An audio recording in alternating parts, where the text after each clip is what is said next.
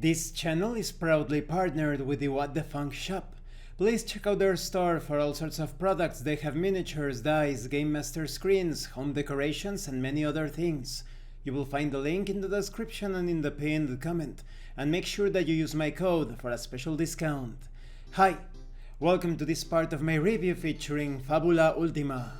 If you haven't seen the other parts of my review, featuring this tabletop RPG that attempts to bring the Japanese video game RPG experience to your table, please check out the playlist in the description below. This time we are going to talk about the Game Master section. This section has the intention of presenting the Game Master with tips and advice on how to run Fabula Ultima sessions, and it's a bit of a hit and miss. It starts with details on how nobody is perfect as a Game Master, and that before play you should learn the rules, gather inspiration, take a look at the different classes to familiarize yourself with the various character options. You also have details on Session 0, how to define the characters, how to stir the creative juices. There's also information of how during play you should portray a wondrous world, how to react to the hero's choices, how to keep the pressure high. Now there are some incorrect things here. It says here, seek input from others. That is, you're going to stop the session and start asking the players for input about the world that you should have created beforehand. And then, design interesting battles. No, you should design interesting battles before the session. You also have details on how to proceed between sessions, thinking about the hero's choices, designing new creatures, looking for more inspiration, thinking about what the villains are doing during the adventures. There's also a great subsection telling you how to integrate the various character classes, both thematically and mechanically, into the session. For example, in the case of the Arcanist, Arcana should play an important role in the setting. Perhaps a cult or religious empire worships them, or they are seen as proof of noble lineage. On the mechanics side, you have details on the Dark Blade because, due to the undead's ability to negate dark damage, they are extremely resilient to a Dark Blade's Shadow Strike, so you should keep this in mind when designing battles. And this concludes this part of the review. In the next part we are going to talk about the art of villains and dungeons.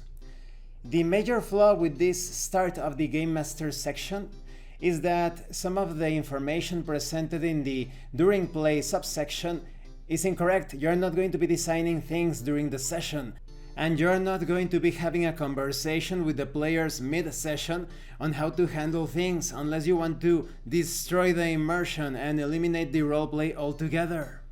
Now there is also a lack of focus. This is a general theme in this tabletop RPG. It looks like Emmanuel Galletto, the author, forgot about designing a tabletop RPG experience based on video games of Japanese RPG video games.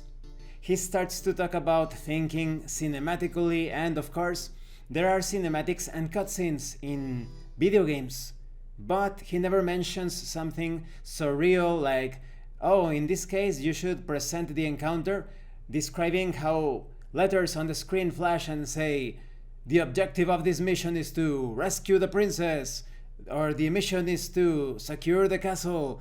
So the author never really gives you any advice on that, and presents things as if they were some sort of movie. So once again, it looks like he forgot that he was designing something based on video games halfway through, or perhaps during the entire process.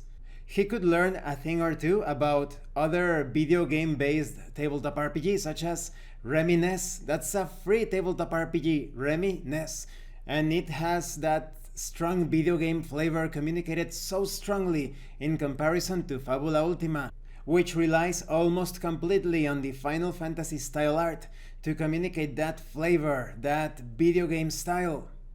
And there is also a complete lack of advice on how the Game Master should promote roleplay and immersion during the session. Thank you for watching this part of the review. Don't forget to leave a like, a comment, and subscribe. And thank you so much to those of you that are going the extra mile to support the channel. If anyone else wishes to further support the channel, consider joining as a member or using the super thanks button. You can also check out the pinned comment below. This has been Abraham L. Jaguar, a professional game master. I am currently unavailable for professional sessions, but I will put my contact information in the description and in the pinned comment for when I am available again. And remember, in tabletop RPGs, you are not telling stories about your characters, you are experiencing the game world as your characters. Once again, thank you and see you later.